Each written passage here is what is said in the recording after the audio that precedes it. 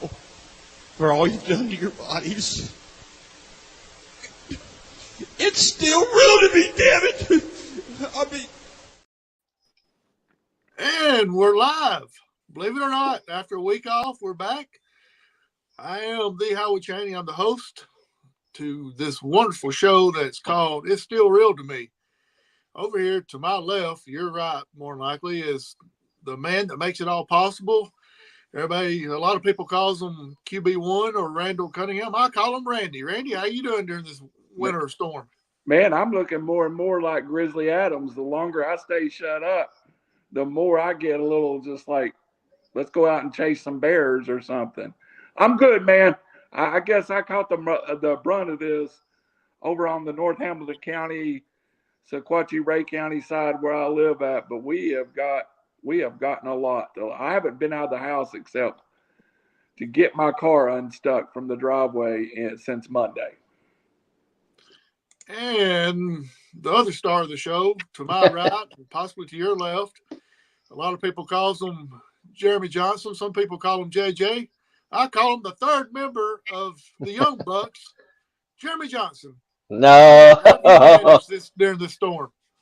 Yeah, staying warm. Not really bad weather. You know, I mean it's cold obviously, but staying warm. Didn't have to get out much. Got a little stir crazy yesterday.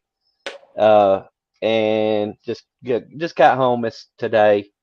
Got my energy drink with Randall. I'm ready to go, baby. Woo! This show is not sponsored by Monster, but as an employee of one of the major soft drink companies that it appears on this show, they should work on it. Woo! All right, guys. Kind of been looking forward to this show for a couple of weeks ever since we decided to do it. We are going to do the top 10 finishes tonight, but started us off. Do y'all have any wrestling news? It seemed like it's been kind of a slow week and a half, 2 weeks of wrestling news. The only thing that I know of is the possibility, and it's still unconfirmed yet, is Seth Rollins possibly tweaking a knee on Monday Night Raw. I haven't heard anything else. Y'all guys have anything? I think Mercedes Moonette to AEW is a done deal. I think we're just waiting for that debut to come. And people, again, super critical. AEW tries to add talent, and people criticize them. So, I think I think early on the number one complaint about AEW was the women's division, and I think anything you all add FKA, Sasha Banks, Mercedes Moonette to me, personal opinion, the best in the world. So I think that's out there and it's not done, but I think it's going to be a review debut. You think she's the best in the world? I do think she's the best female in the world. Ah. Yeah, I would be willing to take off on that for us for tonight, but we'll save that for later on. I'll put it this way. Let me change it a little bit because I do think Rhea Ripley may be better. She's the best 4 horsewomen that came up between Charlotte, Bailey, whatever that whole group was. I'll take Sasha over Charlotte any day of the week. No. She's better. Before we get carried away, Jeremy, you have any news? Well, the news is Randall's wrong.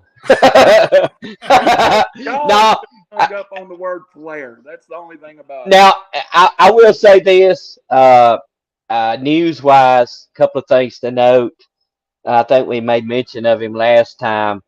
One, Nick Nemeth, a.k.a. Dolph Ziggler, made his New Japan debut, if you will, and then also made an appearance on TNA, not Impact, TNA. And so I'm really looking forward. I've always liked Dolph Ziggler, for those WWE folks. I think he's super talented, legit background as a wrestler.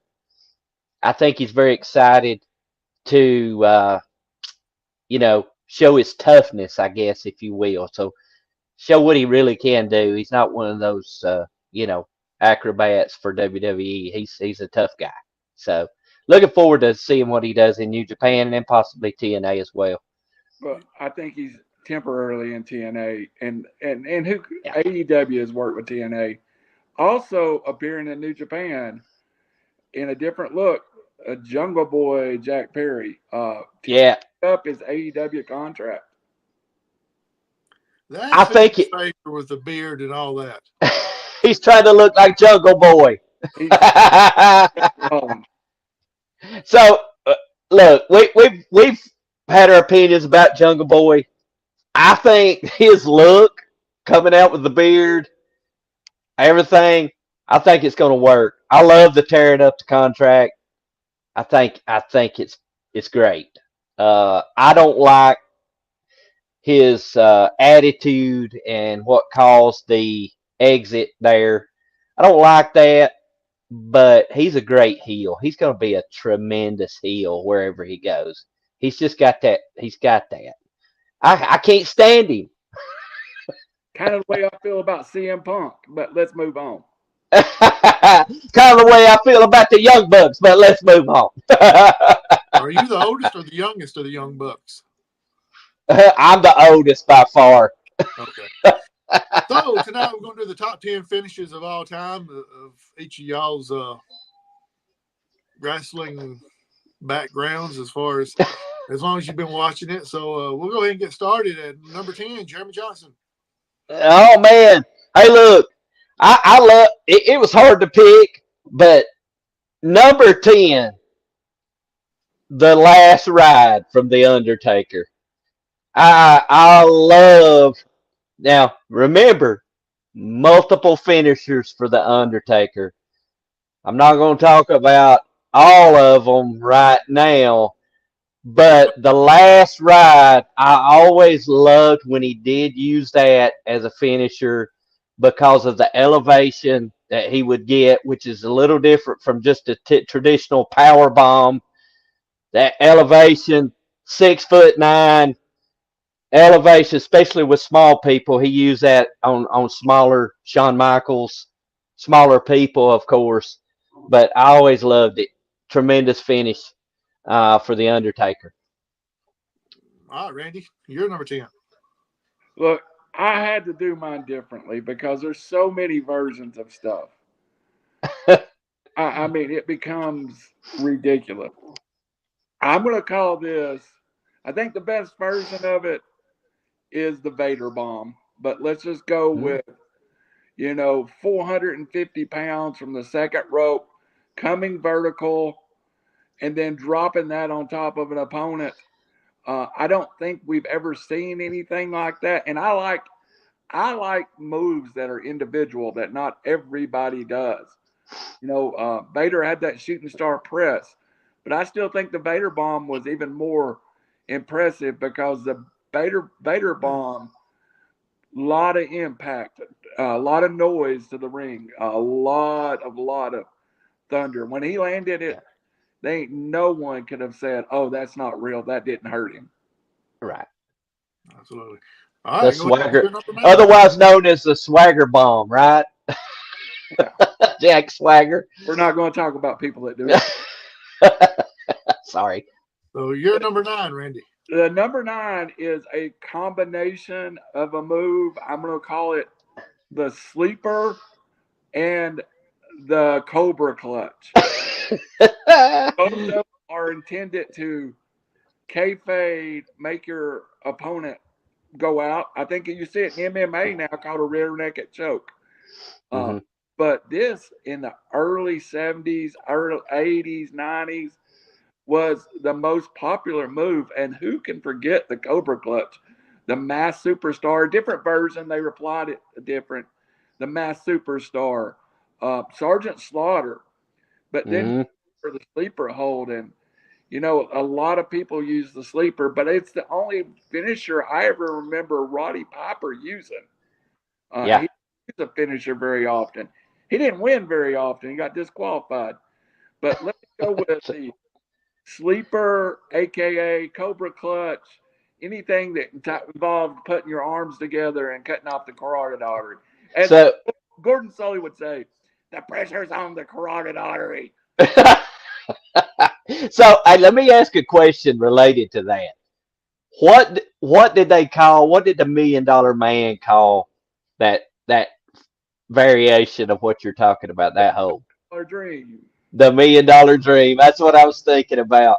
And a lot of the Japanese wrestler called it the Shinendomaki, which is the just Japanese word for like the Cobra Clutch. But I remember the Shinendomaki was kind of the Japanese version of the same thing. But and you don't see it very much. And I think one of the reasons you don't see it very much anymore is I think they've took some things out of wrestling. And I got another move we'll talk about here in a minute to keep kids from doing it, keep people from doing it, because sleeper, it's legit. It will. Yeah. And what I always laughed about, how many great angles did you see where the guy just didn't wake the other guy up? Like he would come slap him on the back of the neck and finally.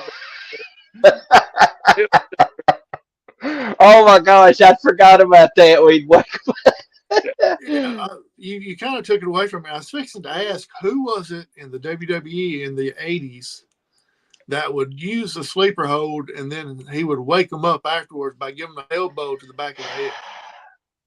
I can't. I've been trying to think of it. I remember the Red Rooster using it. I don't know if that's the one you're thinking about. I don't think it was. Some reason it might have been the $1 Million Dream.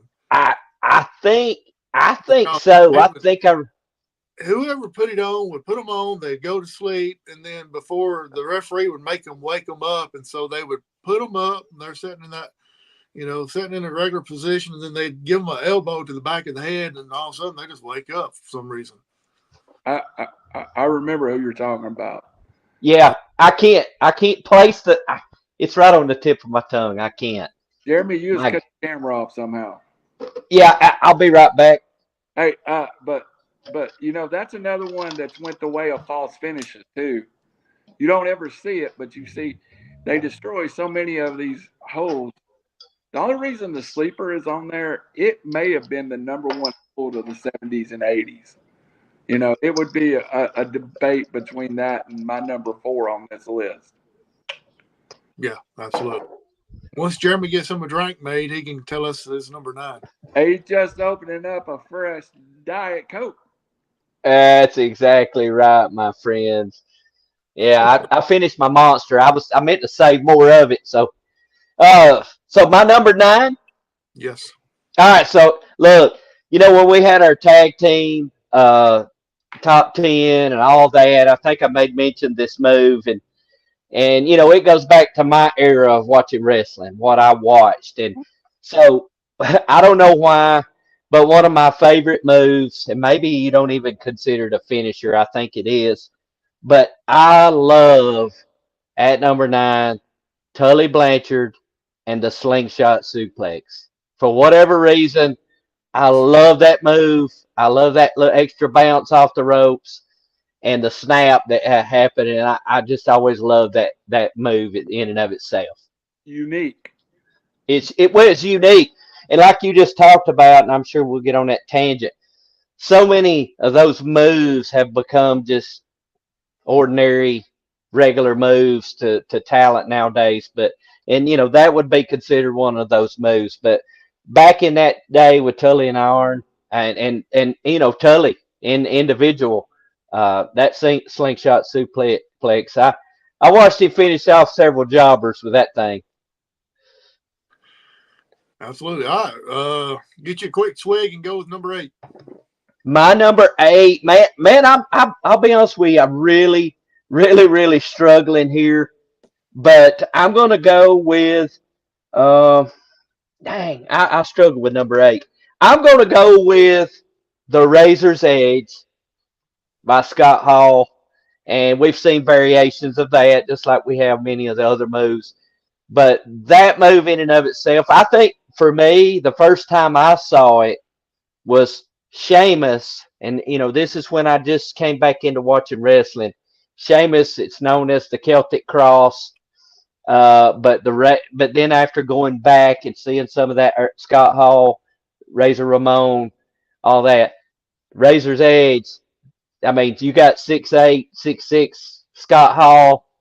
Again, that elevation, a lot of power. I like it. Randy, you're number 8. I got to go back to that one. That's one I kind of forgot about. I don't know if it makes my list, but that is what I like in a move is uniqueness, and I think that is one of them. My number 8 is not before you move on. If I'm not mistaken, Lance Archer's got a finisher very similar to that, right? Yep. Okay. He does. So I'm going to throw some names out here. Mankind, Blackjack Mulligan, the Great Kabuki. Oh. All of them use some form of the claw, but nobody used it better than the Von Erich family. The spoiler was great. Growing up, we had Blackjack Mulligan in Georgia, Atlanta, North of Mid-Atlantic. So I saw Blackjack use the claw a lot more than I did the Von Erichs. But then when the Von Erichs broke onto the scene, it kind of became their thing. But I don't think there's any move more closely identified with a family of wrestlers than the Iron Claw is to the Von Erichs. And, many people use it. And, hey, I like some legitimacy in my finishers. You slap the Iron Claw on somebody or the Mandible Claw, even worse, they're going to go out and going to go out hard. The spoiler used to make people bleed. Part of his thing is have them gig as he grabbed their head. So like he was pressing so hard, blood was spurting from their head. Yeah. Yeah. So coming from somebody that had 2 younger brothers that watched WWF and different things, yes, legitimacy to the hold. That claw really, it hurts. It really hurts. All right. Well, actually, we're talking about the claw and the mandible claw and all that. That's kind of Britt Baker's finisher a little bit. Mm-hmm. That's right. Is Mankind he used a sock, and Britt's using gloves. Yeah. It's been happening since the 50s, too. Yeah. So I don't know if and I'm sure you guys will remember. Do you remember the period of time where Barry Windham used the claw and he wore that black leather glove? I thought that was great. I thought it was great. He wore the glove, and they could make mention that, of putting that claw on. And, of course, the son of Blackjack. So that's absolutely. The claw ran through. Yep. Number 7, Randy. All right. So this is one of those times y'all going to hate Randall's list because I think this move encompasses 1,000 people's moves. I think this encompasses the Macho Man's flying elbow. I even think it the froggy bow that Briscoe uses. I think the flying headbutt that Harley Race used so well. Kind of anybody coming off the top rope using a body part. But by far, the most impressive one, the one that I don't think I saw anybody else do, and if you look at the cover of this show, the Alabama Jam, Bobby Eaton off the top rope with a cross leg. And our boy JC said Bobby would try to show people how he did it, and he couldn't show them. It was just so natural to him. He'd be like, well, my weight's on my right foot. And he'd be like, no, Bobby, your weight's on your left foot. And he'd be like, well, I come off this way. And he'd be like, the Alabama Jam, and I just think, and it was perfection. And everybody that ever took it said, like, somehow Bobby landed it without hurting you. And I like any list that I include Bobby Eaton on. So the Alabama Jam is my number 7. Yeah, roll tide on that. Yeah, and not only that, but everybody would say they wouldn't feel it. Yeah. Not that he wouldn't hurt them, but they's like, we didn't feel a thing. Yeah, and if you watch that, and I got the cover, if you can look at the cover, for those folks watching this, I caught him in midair, and it's how his back withstood that all those years. Because Hulk Hogan claims he's had 97 back surgeries because of a leg drop. Well, you multiply that leg drop by 10 foot higher, and you've got Bobby Eaton. Yeah.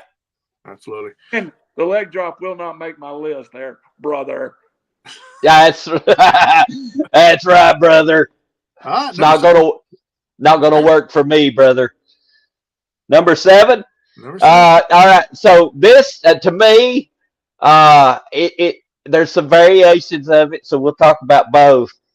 But the one that I think is great, the subject matter of many gifts, I guess. I'm gonna say that Randy Orton and the RKO is my number 7. I've seen some phenomenal RKOs from him, catching guys in midair and the timing of it. Again, the believability of it, I get it. It's not, I never took one personally, but I like watching videos of random people taking an RKO. I don't know if you guys have seen that. And the pool are hilarious. And in addition, the ones where they put his face or put him on an actual video, and it owns me every time. So closely related to one DDP, otherwise known as the Diamond Cutter, closely related.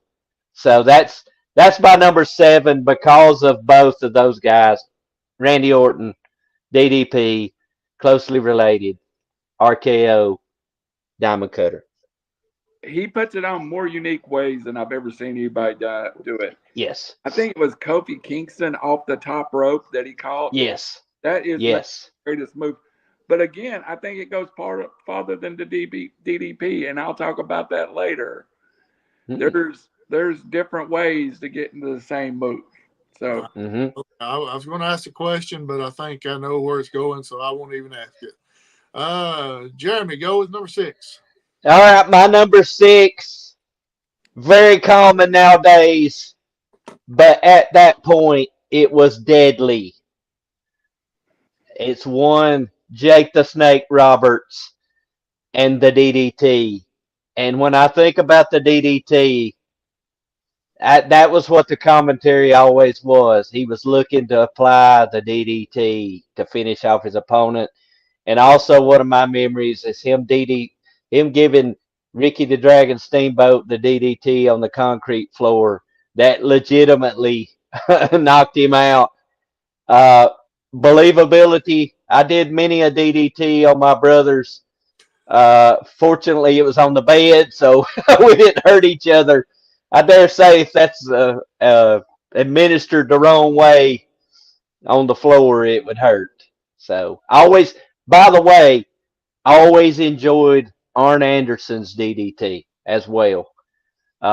Randy Orton's DDT with the opponent's legs hanging over the second rope. I always enjoyed those. But to get some perspective, and I'll go ahead and say it, DDT 6 on my list, too. To get some perspective. Seriously, we actually got the same thing. One. We may have more. To get the same perspective, though, when Jake Roberts did the DDT, it was unheard of. It was never seen. It was original. Nobody else used it. Right. And when you walked in and everybody wanted to know what the DDT stood for, it was cool initials, Jake Roberts said. He could put it on. And what else I liked about it, he could sell it from anywhere, anytime, any place, and nobody ever got up for it. He protected that DDT. He protected it. And now it's a transition move. Now it's gone the way of some stuff I've talked about earlier, and I don't think anybody's ever used it as a pure finisher like Jake did. Also, Jake was just a little bit different and moved into it a little different, where he was, everybody else is kind of bent over and hunched. Jake was very upright and very stealth with it. So. Right. What got me on Jake's doing his was he would smack the crap out of their back before he would drop them. Mm-hmm. Yeah. You knew, yeah, I always like this. you Yep. knew that was coming up. Then all of a sudden you heard that smack on the back and the head on the floor. Yep. So, That's a good surprise. We had that one both. It's a great one, man. So Randy, go ahead and do your number 5. My number 5 is a transition move now too, but no man. Well, it's still a finisher for a few, but no man ever switched and put it on the left side. No man ever gave it its own name. No man ever talked about how he trained for it and what he'd do out in the yard to break chickens' necks. It is The Lariat by Stan the Lariat Hansen. Oh. And it has been repeated as the clothesline from hell, most famously by JBL. Right. But it is not a clothesline. There is so much that if there's no move on here I want to take, it is. I would give you no money to go take that move from Mr. Stan Hansen at 70-something years old. No. I seen him take the giant legitimately off his feet with him. I mean, he laid it in. A lot of people use the clothesline. It's kind of a tradition now. Everybody uses it, but nobody. And how many, we just talked about it back to back. Mr. DDT, Jake Roberts, but nobody's name was more encompassed to their future than Stan, or their finisher than Stan the Lariat Hansen, former AWA World Champion, former Triple Crown Champion. And I think JBL came the closest to repeating what Stan Hansen did. And I love the fact he put it on with his left arm. That made it look completely different to a visual. Yeah, and just like Stan Hansen, JBL was pretty snug with that thing as well. Yeah, it was. I'll never forget the first time I see it. Stan Hansen had a huge run with Georgia Championship Wrestling. He'd come back from Japan and go to Georgia, and Stan's going for the Georgia Heavyweight Champion or whatever. He's talking about his own hold that he's created, and how you go out there and break chickens' necks and watch how they fail. And it was one of the greatest like shoot interviews ever. And then he walked up and he wrestled some jobber and put the most unreal lariat on him. And people who could sell it good. The giant going down was the most. How many times do you see Andre just go, "Oh, I can't take this," and go down? Mm-mm. Well, when you first started talking about the breaking the chickens' necks and all that, first thing that ran through my mind was the Briscoes. I thought you was fixing to talk about one of their finishers. No. This was my boy Stan the Lariat Hansen, and you know what? That does sound like a Briscoe interview, don't it? It does. All right, Jeremy, you're number 5. All right, number 5. Many versions of it, of course, and then again, like many of these, they're used as just a part of somebody's a repertoire, not necessarily a finisher. But for one, Shawn Michaels, Sweet Chin Music meant game over. And so I've got it number 5. I've got Sweet Chin Music, otherwise known as the Super Kick, that has put many of them in, including one Marty Jannetty, down. So I loved how he built toward it. I like the stomp of the feet, and it was very believable. You kick somebody in the head, that's believable. And in the world of wrestling, everybody thinks of Shawn Michaels, but it's directly stolen from Gentleman Chris Adams. Even the way Yes. into it. Yes. And Chris Adams was a legit karate guy, so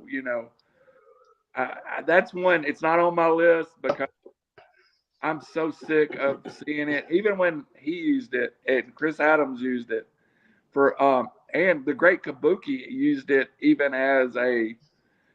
We hear I'm talking a lot about the great Kabuki, and you begin to realize how great him and Muda was.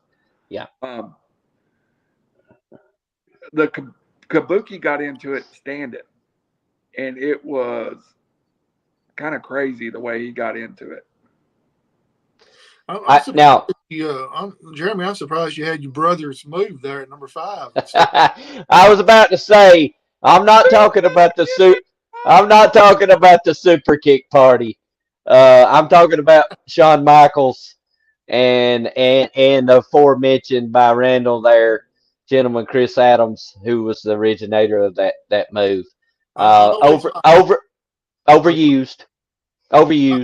I always liked seeing the loaded boot super kick where they had, kick their toe on the canvas. Going uphill like the who was it?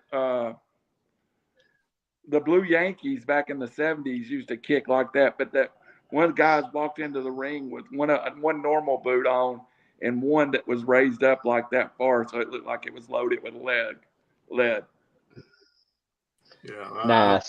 I like it when they act like they're loading their boot up, get ready to do the kick. So, Jeremy, let's go ahead with your number 4. All right, number 4, and again, this is all I've made mention of this in the past, but one of my favorites from one of my favorites, whose career was way shorter than it should have been, who may have been one of the greats, but the belly-to-belly suplex from Magnum TA. I loved that move, and it was powerful. He put a lot of authority on that move, and I just remember, that old Jim Crockett stuff and him hitting that move and the crowd going. You guys, if you've watched it on the network and whatever, old Jim Crockett stuff, man, that crowd. There wasn't any marks in there. There wasn't anybody trying to hijack the show. They were screaming over what was happening in the ring, and it was phenomenal. The electricity when he'd hit that move. So Magnum TA, man, golly, he had, like they said, he had it all in my opinion, and career cut way too short. Yeah, it's one of those things with those studio shows that you'd watch on TBS and all that stuff. When he would do that move, that's when the crowd would stand up because they knew it was over with. Yeah, they were getting as close as they could to try to get a high five from Magnum because they knew that it was fixing to be it was over. 3 count and him walking out of the ring. So, Randy, you're number 4.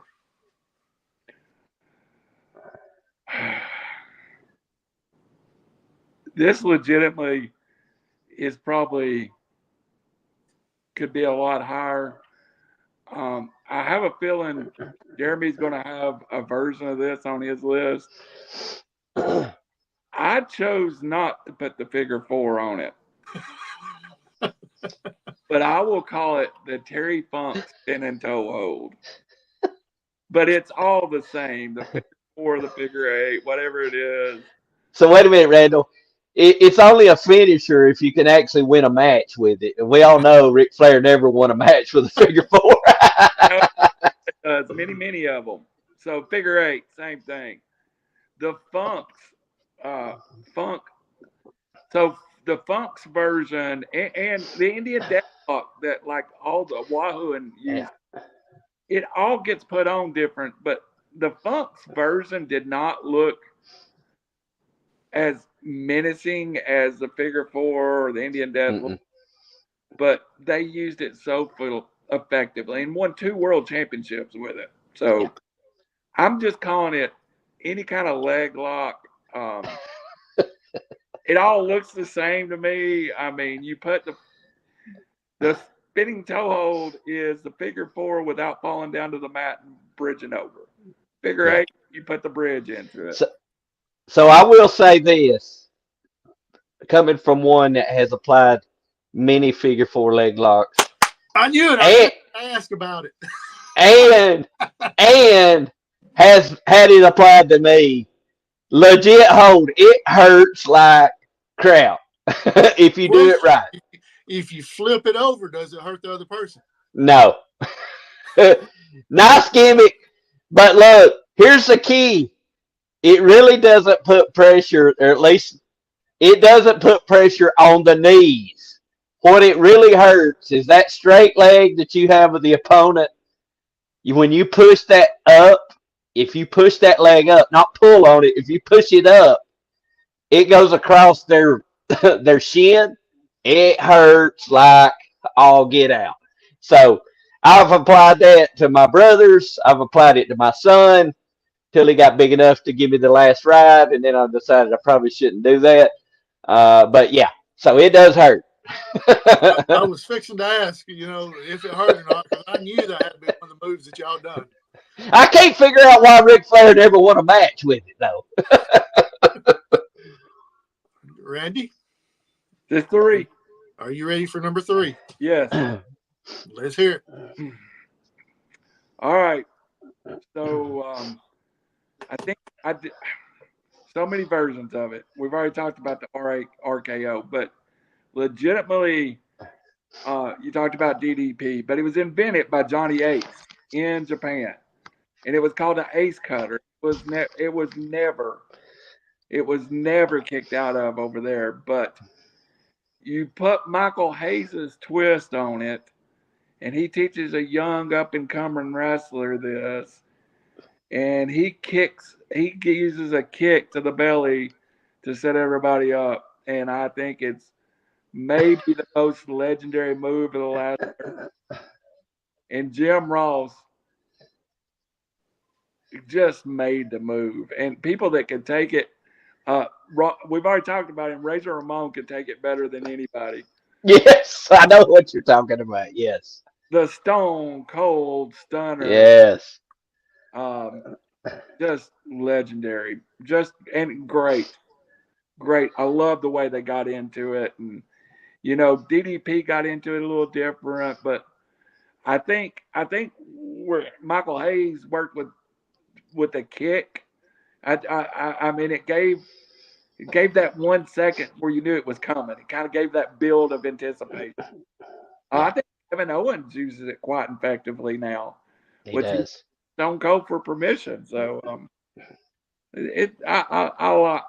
it's one of the few pure WWE moves that I will say it is the way Stone Cold done it was better than anybody.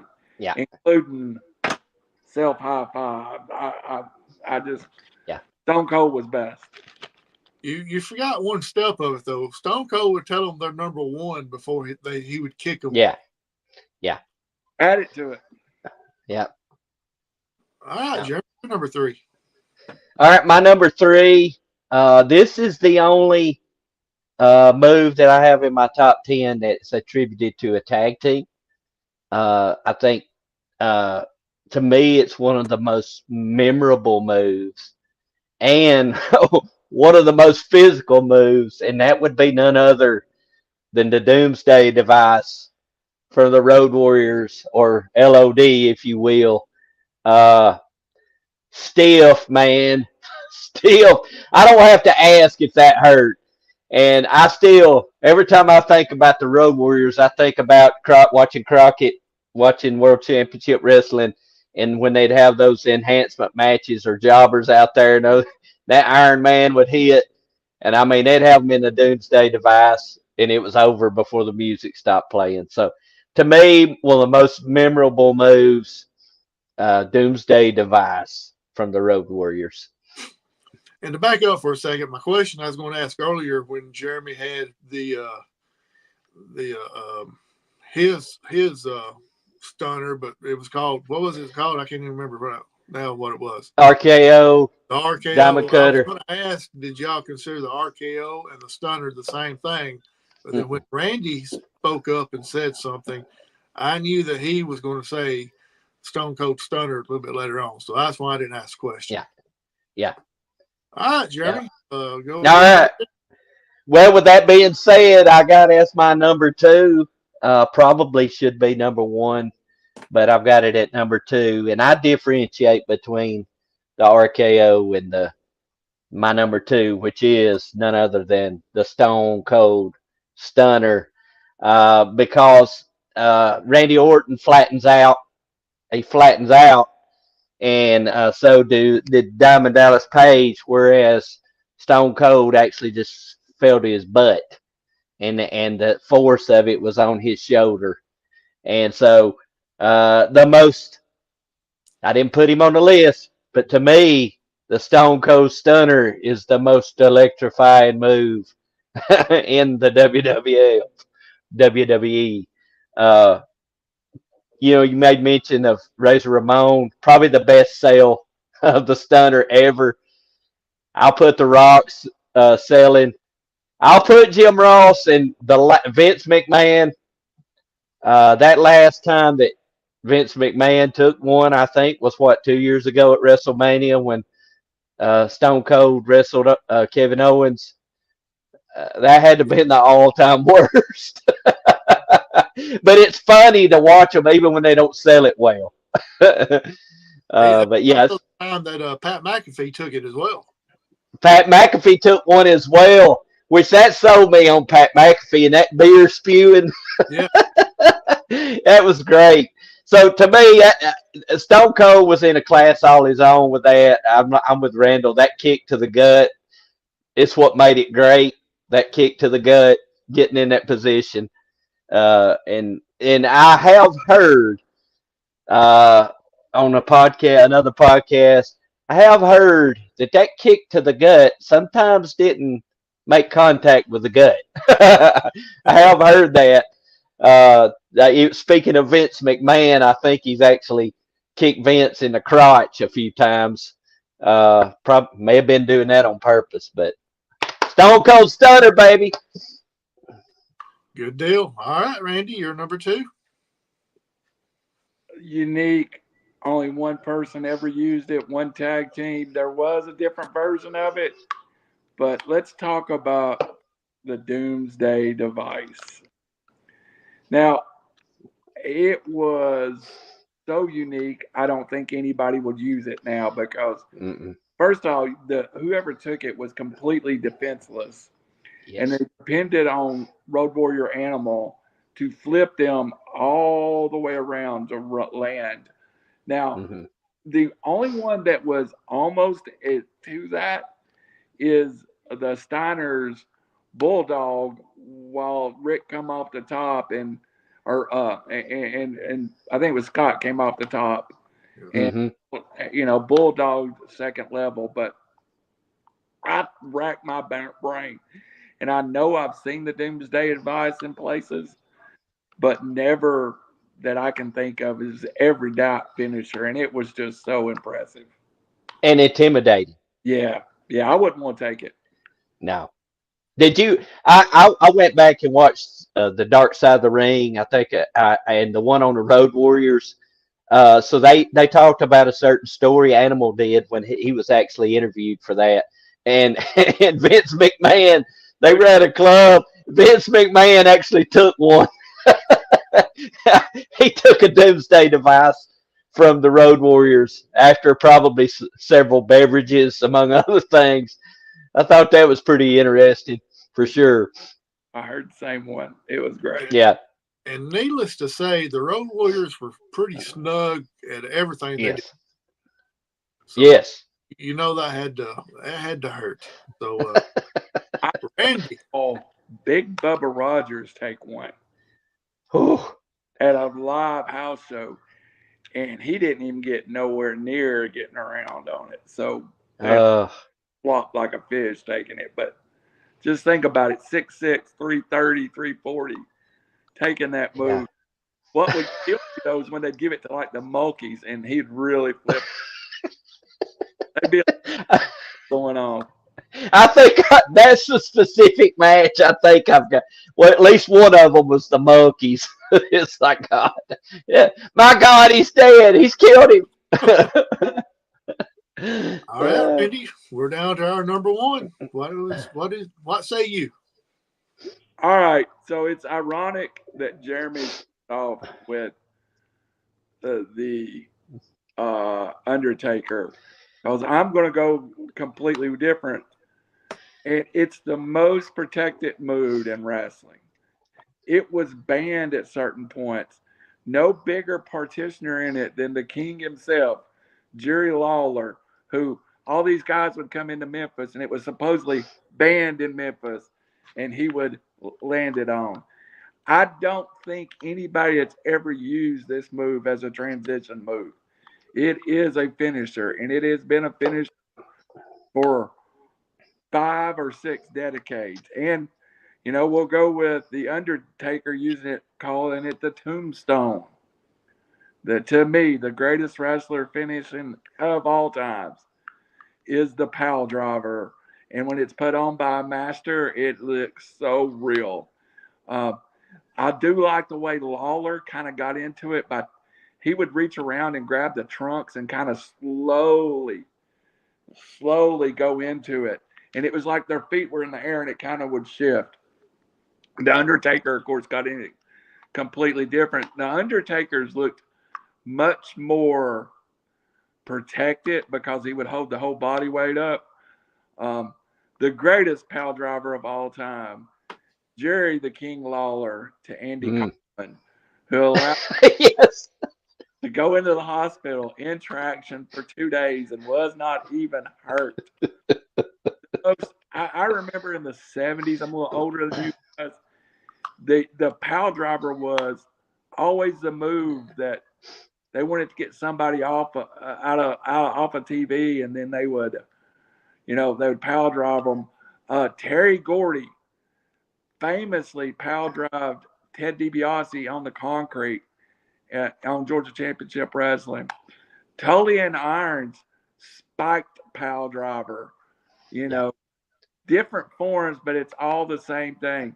Now, legitimately, if you put it on wrong, you can seriously hurt him with a pile driver. And I think that's maybe the reason it's went away a little bit, because you can break somebody's neck. But I just remember the one Terry Gordy put on Ted DiBiase. They sold it like he had shot him with a 12-gauge gun, ran over him twice, backed over him with a motorcycle, but it looked so good. And remember, the Georgia Championship Wrestling ring was only about 2 or 3 foot high. So it goes out to the concrete was nothing. But Terry Gordy put that on the old Jerry Lawler style where he just pulled him up by the back of his pants and dropped him.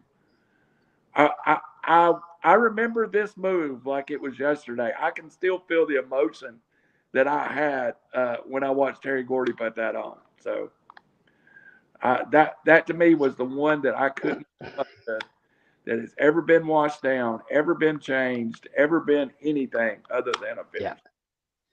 Yeah, let's go back and talk about Andy Kaufman there for a second. That's great. They called the ambulance in, and Lawler's like, "That's not in the budget. We can't do it." And Kaufman's like, "Hey, I'll pay for it. Don't worry about it.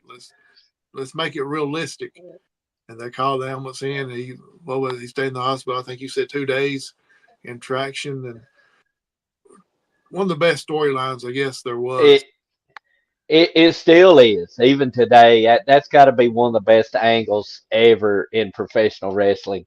Well, right there with it is the night Tommy Rich was under the steel cage, and him and Austin Idol pile drove Jerry Lawler like multiple times until they shaved his head. When they broke out the pile driver in Memphis, it meant something. So and maybe it's my age, but I just remember the pile driver just being like the most devastating thing ever. Mm-hmm. The pile driver I remember was Paul, Mr. Wonderful Orndorff. The spot. Yes. Oh, yes. He would jump up and land on his tail, and I remember when he used hurt more people. Used it on Hogan on Saturday night's main event when he turned heel. Yes. Yeah, I remember that very well, and I thought he'd killed him. Yeah. How he didn't hurt more people by doing it that way is beyond me. But if you do, like Randy said, if you do it exactly right, it makes you think that they killed somebody, but yet they don't even feel it. Hey, before we go to Jeremy, there's one that I left off my list, and I just want to say why I left it off. I think you'll never see it again. But I always loved the flying headbutt. But you see what happened to the people that used it. Yeah. The British Bulldogs, of course, not Davy Boy, Dynamite Kid. Chris Benoit, and even Harley Race, who used it, ended up so crippled up and so, the greatest move I've ever seen, wrestling or non-wrestling, was Harley Race all outside to a table to Ron Fuller, the Tennessee stud, coming off the second rope with a flying headbutt and missing it. Oof. Whew. Never seen anything like it. I just remember looking, it wasn't a gimmick chair or table either.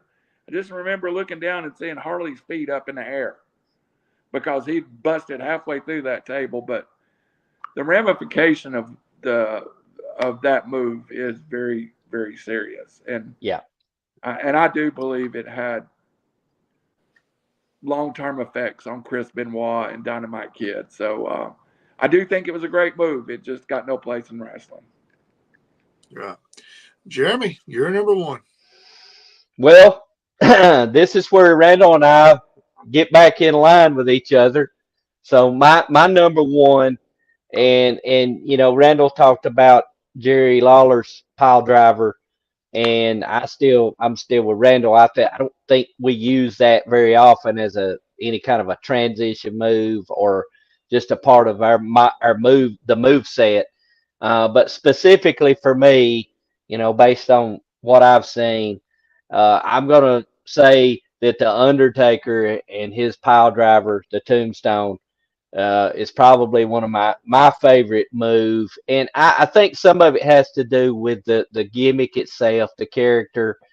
When he hit that move, for the most part, you knew that it's over. I always like this. The eyes roll into the head, and he changed that move from the original, kind of original, and went from holding them to the side actually to in between the legs and the head in between the knees. But yeah, that to me, the way he hit it and he turned the guy loose and he fell flat and he put those arms over the chest, and to me it's my favorite.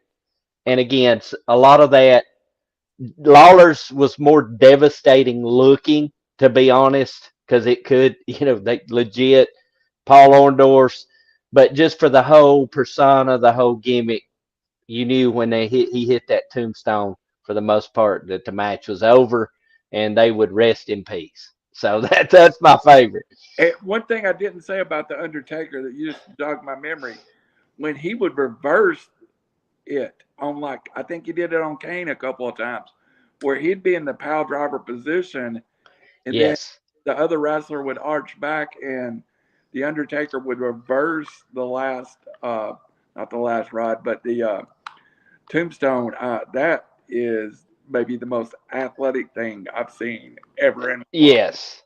And throw Kane in there as that being his finisher as well. I mean, we could throw the choke slam in there as part of that. Kane, Undertaker, Big Show, the Giant, if you will. They all use that, but yeah, it's my favorite by far. Now, talking about the pile driver, y'all refresh my memory. I may be totally wrong about this, but was that not the move that broke Steve Austin's neck? Yeah. Mm-hmm. Owen Hart. Owen Hart doing it? Yeah, and that was the Jerry Lawler, as Randall put it, version of the pile driver.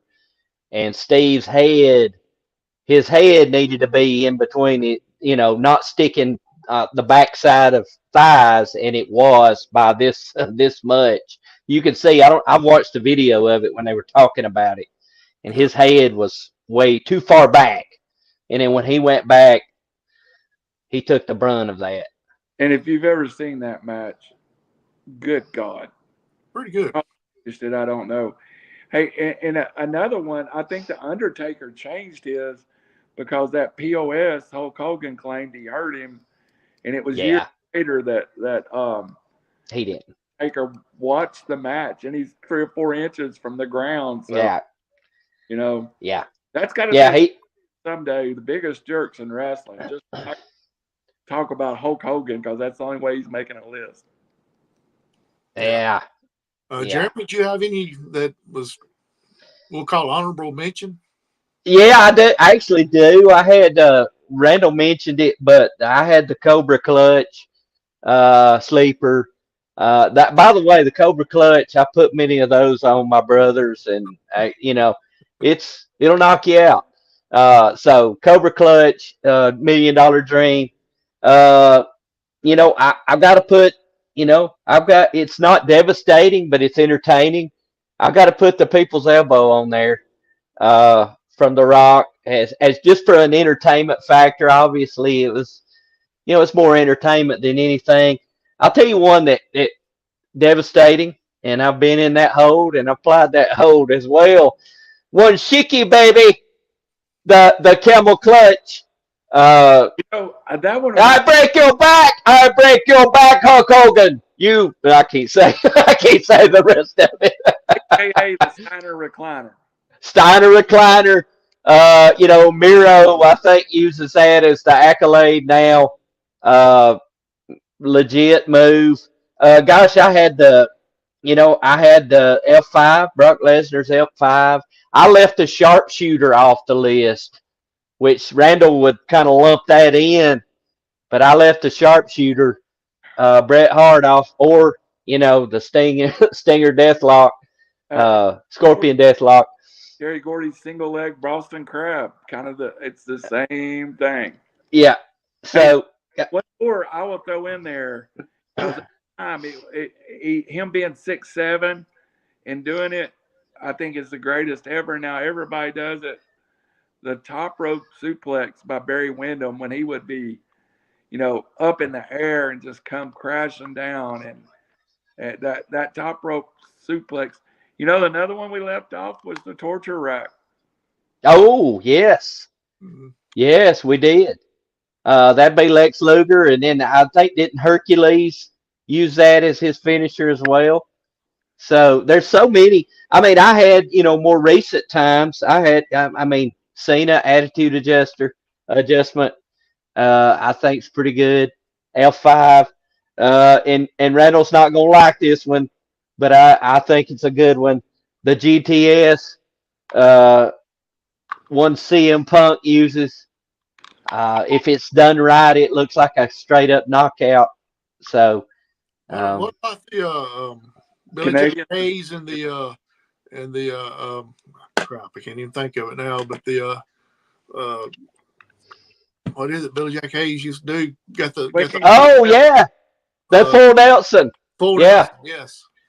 Or Chris Masters, the Master Lock. Yeah. What about I got one more. Gosh. Dang, my mind just went blank. I had it right on the tip. It just hit me. That's what it was. The full Nelson there. I knew I had it, and then when I went to that, I couldn't remember. Well, I will say this was on my list that I didn't rate, but one Swanton Bomb from Jeff Hardy. We didn't really have any high flying moves, but I would put the Swanton as probably my number one top rope move, maybe. Randy kind of bulked all that together on his body parts flying off the top ring rope. Yeah, that's true. But Jeff Hardy does do it different with the full flip. Yeah, he does. One of the most protective moves in wrestling, the Dudley Death Drop. Oh, yes. I thought you was going to say the what's up. I always thought the Dudley Death Drop was just protected. And it wasn't until they were in TNA that anyone ever kicked out of the Dudley Death Drop. Hey, before we get off the Cobra Clutch, let's not forget to throw Taz and the Taz Mission in there, kind of the same thing. Yes. Yep. Hey, another one while we're rambling. Kurt Angle's ankle lock. Yeah. That hurts too, by the way. It really hurts. So Uh, we know I, that Jeremy abused his family at this point. well, no, this is all mainly. I say it hurts, and I know it because it was applied to me, right? Uh, so I Children, will say, we should read a public service. Children, do not try these. don't do this at home. We did it at home. Hey, so AJ Styles, to me, I think the phenomenal forearm is a pretty outstanding finisher as well. That's Uh, about the Tito Santana's flying burrito, ain't it? the Hey, flying burrito. I love the flying burrito. this got me thinking about bad finishers, Oh my gosh. and I could never get past the hands of stone finisher and the Garvin stomp. I think those two together were the worst combination ever in the history of wrestling. Yeah, I don't disagree with that. Go back to the That's- Dudley drop real quick. Anybody that can put Mae Young and Moolah on that and Yeah. them not get hurt when they're in their 70s and 80s, Yes. care of somebody. Yes. And I think we're actually leaving one that the WWE kind of got many of a mile out of it, which is Triple H's pedigree. Oh God, I know that didn't make my list, but it's got to be up there. Seth Yeah. Rollins uses it now. I like the fact that it's not used by everybody. So when you think pedigree, you think Triple H, you think Seth Rollins, and I like that. It's not become just something that everybody else does. There was a stupid one back in the 70s and 80s that was they would take their knuckle and like stick it out like this and then put it into that part of your head and grind. And it hurt too. It hurts. So also, and this is not a finisher, but when you get somebody down on the mat, you put their forearm in their ear and just grind on it. That kind of hurts too. So All right, boys. I mean, Before we go any further, though, we're over an hour. I have one question for you. What was the first finisher you heard of?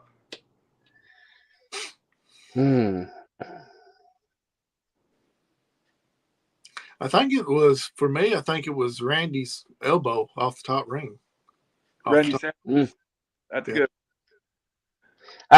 For me, In honor of Jeremy, I got a new wrestling shirt. So oh Randy yeah, nice. I like it.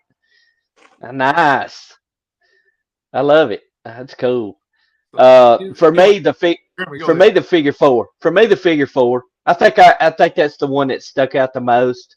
Because I started watching, Crockett, NWA first, Four Horsemen, right in that neighborhood. So I'd say the figure four. Yeah, see, mine was WWE because, and everybody that's watched the show any amount of time knows that WWE was the only wrestling I could really watch because Yeah. I didn't have cable, and Yeah. so it would come on Me neither. Fox 54 on Saturdays. I could Yeah. watch it. The Saturday night's main event, which I think Randy alluded to earlier about the major turn with Paul Orndorff against Hogan. And then didn't they end up having a cage match later on with that? I think so. I think Yeah. they did. Big blue cage. And then was not on WrestleMania 3. I've never Yeah. figured it out to this day.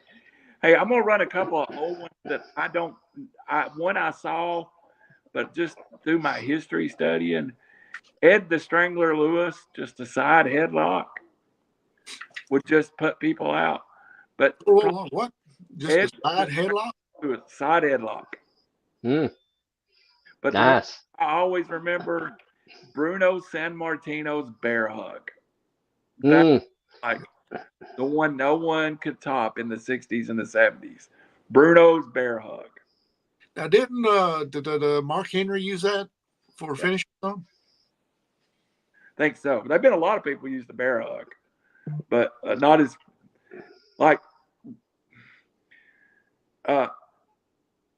You know what? One just hit me. Andre Splash from the ground. God, how did that not make my list? Good show tonight. Oh man, we could keep going. Scorpion Death Drop. We could have did a top 20 on this here. I could have died in the top 100. Yeah, I don't know about that, but I had 50 something to start with. I'm just gonna stick with the holds I'm familiar with that I used to use on a regular basis. And have you ever met his brothers? You'd understand why now. Yeah, absolutely. So, but yeah, Uh, great show and everything. And for the next time, which I hope is going to be next week, I'd like for y'all to do a little bit of homework, which oh boy. well, this is homework, but I want us to go back to the year of 1983, the very first Starcade, and watch a match, and then talk a little bit about it afterwards.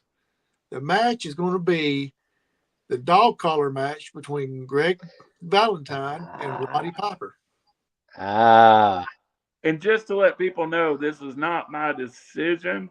I didn't know he was going to bring it up, but it may be one of my top 5 favorite matches of all time. I've nice. heard a lot about it over the years, and I actually found it on the network today and watched it. And I enjoyed it because you got to be a man to be able to put that collar on your neck and do some of the stuff that they did. And I do legitimately think Roddy got hurt during this and lost hearing in most of his hearing in one of the ears. Mm-hmm. They have. That's great, man. I love that. So we will, we won't do a watch along, but we will kind of watch it and discuss it a little bit, and then maybe talk about something else. Who knows, between now and next week, who knows what may happen in the world of wrestling. So it's getting crazier and crazier every week. I may make my AEW debut. You never know. Tony Khan, I've got holds. Brothers, I can see it. Hey, the new Dean Malenko, Jeremy Johnson, the man of the goals. Yeah. I can't take any of them though. I ain't doing no job in front of hundreds of thousands of people. Who's the lady that's in the AEW now that has? Well, she's not in there now, but she was at the lady of 1,000 holds. So Serena Deeb, who by the way is healed up, who she was out with the injury, she's actually back. So I think she's going to be mainly in ROH, who nobody watches. Well, if you tell me where to watch it, I might watch it. Well, I think it's on YouTube. Isn't that correct, Randall? That's where I think they have a YouTube channel. And what I hear, and I need to tune in. I hear there's some good wrestling going on with that group. They've took some underused AEW talent and moved it over there. Lance Archer being one's been on there a lot. Yep. Yeah, he was actually on the main show the other night, or not the main show, but AEW. But maybe they'll get a network pretty soon if they really want to. But I don't know if they. Well, Randy's shaking his head. It's NXT, boys. It's the new version of NXT. Yeah. I like the way they're doing it. They're running their young talent down there to get experience, but they're leaving some of the veterans down there from them to work with. So you've got like the Mark Briscoe still appearing there, and you've got a lot of veterans, but you can run a rookie down there and let him get a year of seasoning at the highest level. And I don't know if he wants it on TV. The reason I was shaking my head is I think they're having a hard time keeping AEW on TV. Right? So, yes. So I would. If they don't. Let me ask you this. I know Tony Khan's a millionaire. His dad is maybe a billionaire. So I know money's not an issue. But what happens without the TV money to AEW? Let's correct that. Shadi Khan is more rich than Vince McMahon 20,000 times over. Right. I mean, but I don't think there's going to be a problem. I think we're definitely in a negotiation. I think they end up somewhere else. I just don't know that TBS. I think TBS retains some of it. I just don't think TBS Turner Networks wants 4 hours of it. Just my thought. Yeah. So sometimes to me, less is more. I.e., I love 2 hour Raw much better than 3 hour Raw. Uh, so I don't even. I'll be honest with you. I don't even watch Rampage anymore. So think Um, what was best, even for the NWA. You had TBS, 2 hours. Syndicated TV was worldwide. Not everything was all packaged up in the same thing, and I think that needs to happen. And even WWE Superstars and Saturday Night Main Event, not everything's packaged in one network. So we'll see. We'll see. I'm waiting on Will Ospreay. That's all I'm saying. uh, legit, man. Sure Absolutely. enough. All right, guys. Join us hopefully next week. Maybe we get back on track next week and join us on. Let's see if Jeremy and Randy does their homework as far as watching the 1983 very first Starcade, if I'm not mistaken. I watched it in the movies in 1983, so I think I'm good. And I'm gonna Jeremy, look. I'm gonna look for the Clef Notes. yeah, and Jeremy, if I'm not mistaken, you'll get to hear Gordon Soley do the commentary on some of that. Yeah. I watched it, and so it was great. So, any last remarks for either one of you? I think Hee Haw is a much underrated TV show. I wasn't a big fan of it. I think I need a AEW contract. Everyone else gets one. But no, back to the Hee Haw thing. We had to watch it every Saturday night because my dad liked it. You did? Yeah. Love Hee Haw. Underrated. Hee hee ha ha ha. Now, yeah, there we go. For JJ, Jeremy Johnson. For QB1, Randy Cunningham. I am the Howie Chaney. Join us next week when you might hear me say, why does Jeremy love the Young Bucks so much? Good night. God bless.